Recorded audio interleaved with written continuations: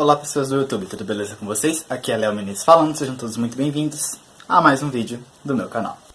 Hoje eu finalmente, como vocês estão vendo, estou estreando a minha camiseta do acampamento Meio Sangue, né gente? Vocês não sabem o sonho realizado que é pra mim finalmente ter essa camiseta. E pra essa ocasião eu vou estrear aqui também um novo quadro no canal, que é Top 10, né? Que eu nunca tinha feito um Top 10 por aqui. E eu vou começar fazendo Top 10 os melhores momentos da saga Percy Jackson.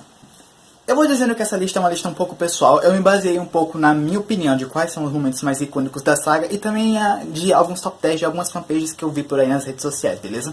Antes de começar o vídeo eu vou dizer, gente, esse vídeo aqui vai estar muito cheio de spoilers das duas primeiras sagas do Percy Jackson, no caso Percy Jackson e os Olimpianos e Percy Jackson e os Heróis do Olimpo. Então se você ainda não leu nenhuma dessas duas sagas, eu sugiro que você não assista esse vídeo, mas se você já leu, ou então você simplesmente não se incomoda com spoilers, fique aqui comigo e bora começar. Em 10º lugar, o beijo subaquático.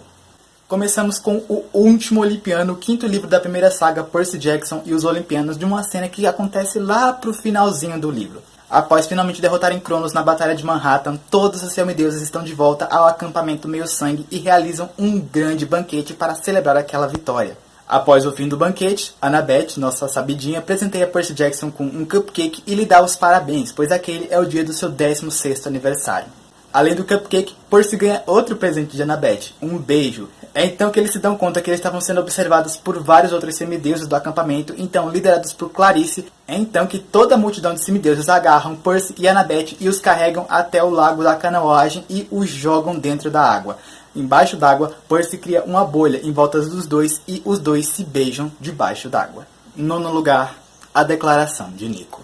Pulamos agora para A Casa de Hades, quarto livro da saga Os Heróis do Olimpo e considerado por muitos fãs como o melhor da saga.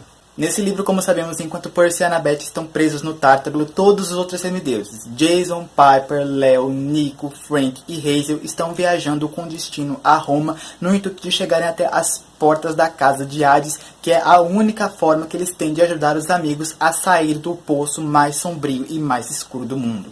Durante a viagem, sabendo que eles precisam de ajuda para conseguir atravessar o exército de gigantes que deve estar presente na entrada da Casa de Hades, Jason e Nico adentram nas ruínas da cidade de Salona.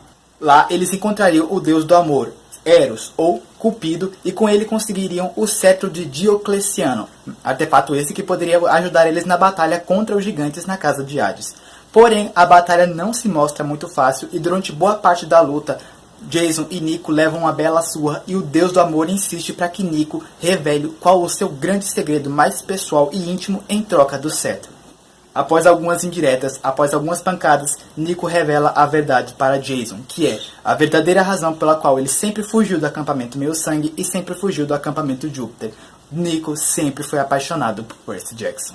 Não só ele, né? A Annabeth, a Rachel, a Reyna, a Calypso e praticamente toda a fanbase. Em 8º lugar, a morte de Bianca D'Angelo. Saltamos agora para A Maldição do Titã, terceiro livro da saga Percy Jackson e os Olimpianos e, novamente, o considerado por muitos fãs como o melhor livro da saga. Durante a missão de resgate a qual foram incumbidos para encontrar a desaparecida deusa da caça, Artemis, Percy, Groover, Talia, Bianca e Zoe estão atravessando o gigante deserto do Arizona e em certo ponto da viagem eles têm que passar por um imenso ferro velho. Esse ferro velho está cheio de sucata, que é um ferro velho dos deuses. Lá estão abandonados vários objetos jogados fora pelos deuses. E a única coisa que eles têm que fazer para conseguir atravessar tranquilamente essa área é não pegar nada que está presente lá. Mas um deles não cumpre essa regra, que no caso é Bianca, que tenta roubar uma das pequenas estatuetas do ferro velho para dar de presente para seu irmão Nico. Devido a isso, os 5 têm que lutar contra o grande gigante de bronze, Talo. Durante a batalha, vendo que estão em desvantagem, Bianca toma uma decisão arriscada. Ela vê que a única forma de derrotar Talo é que ela entre no gigante e o destrua por dentro. Enquanto Percy distrai o gigante, Bianca entra no seu interior e começa a desmontá-lo. Então que Talo cai, se despedaçando todo, desaparecendo e levando Bianca junto. Em 7º lugar, O Despertar de Talia.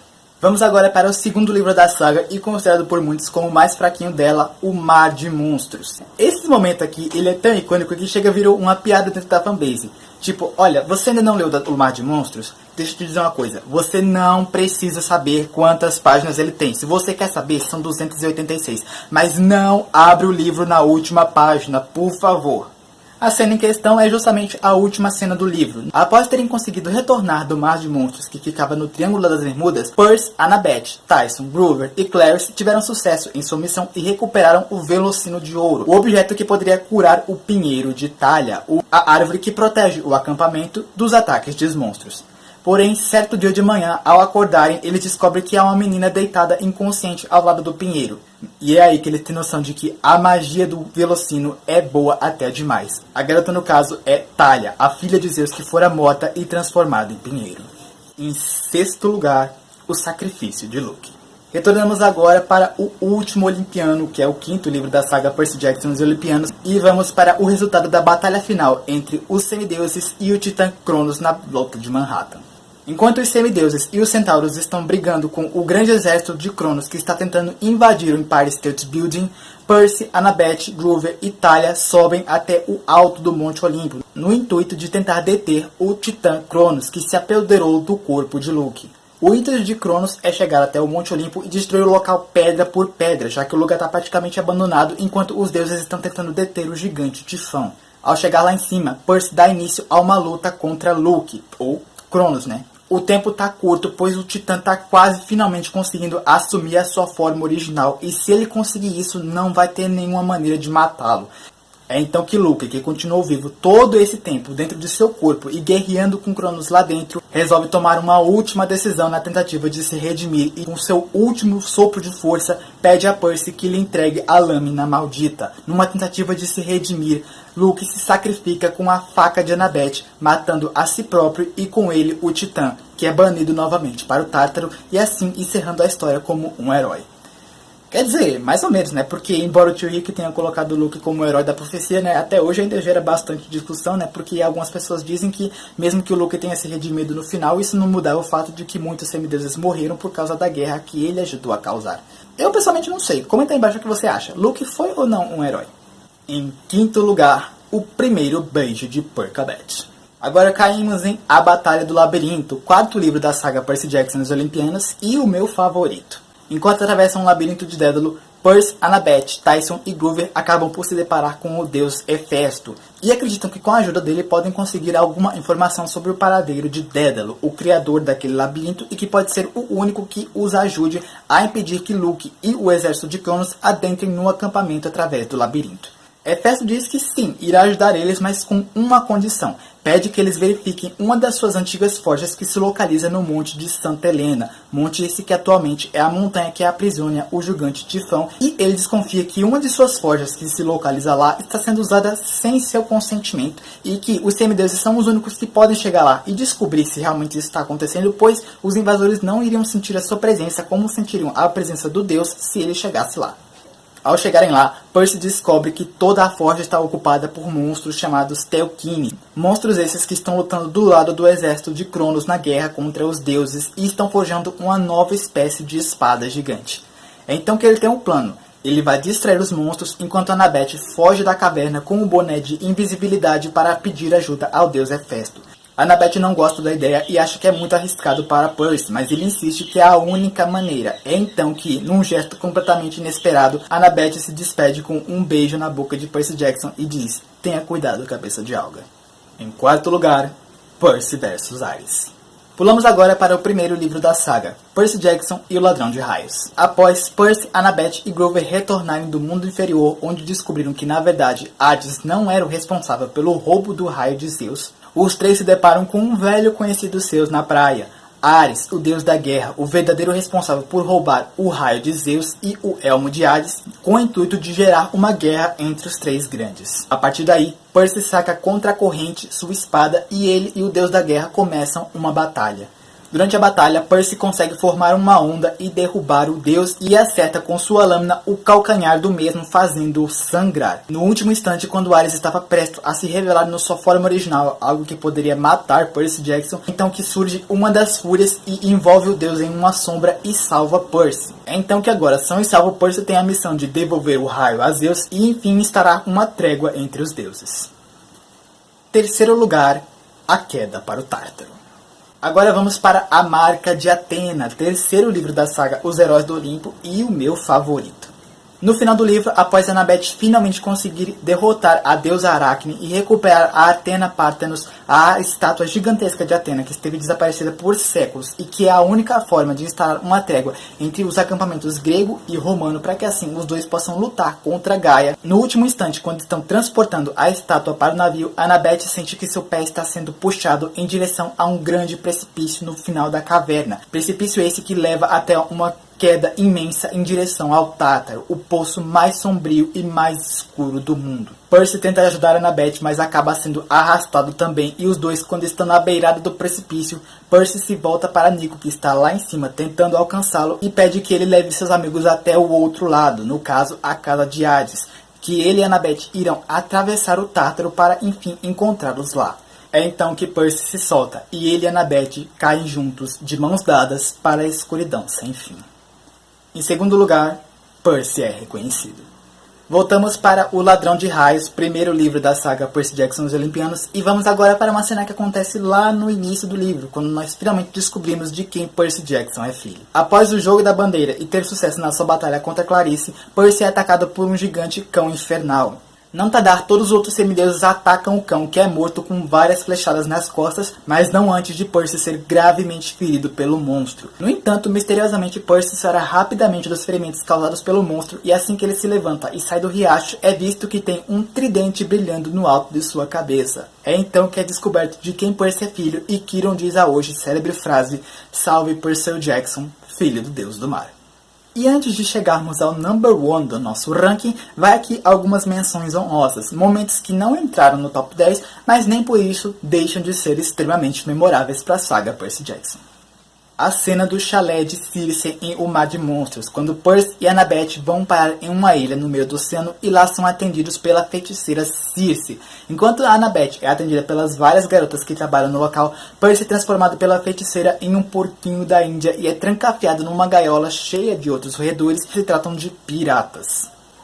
O momento em que Nico revela seus poderes no final de A Maldição de Titã. Após saber que infelizmente sua irmã Bianca morreu no meio da missão, Nico fica putaço com Percy, culpa ele pela morte da garota e num acesso de fúria acaba fazendo o chão inteiro se abrir. E de dentro do chão saem alguns esqueletos, revelando que Nico é filho de Hades, o deus do submundo, filho de um dos 3 grandes deuses.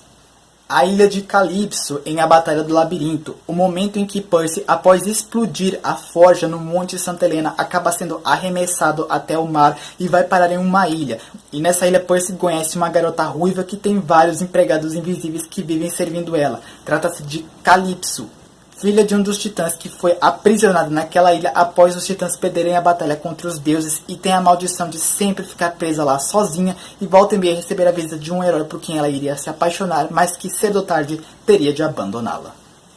A história de Hazel Levesque em O Filho de Netuno, momento em que nos é contado qual foi o passado de Hazel, sua infância no século 40 e a origem de sua maldição que foi jogada por seu pai, que toda vez ela iria encontrar uma espécie de joia por seu caminho, mas qualquer um que recebesse aquela joia que ela encontrasse seria amaldiçoado, e também, é claro, sua morte e seu sacrifício no intuito de deter Gaia.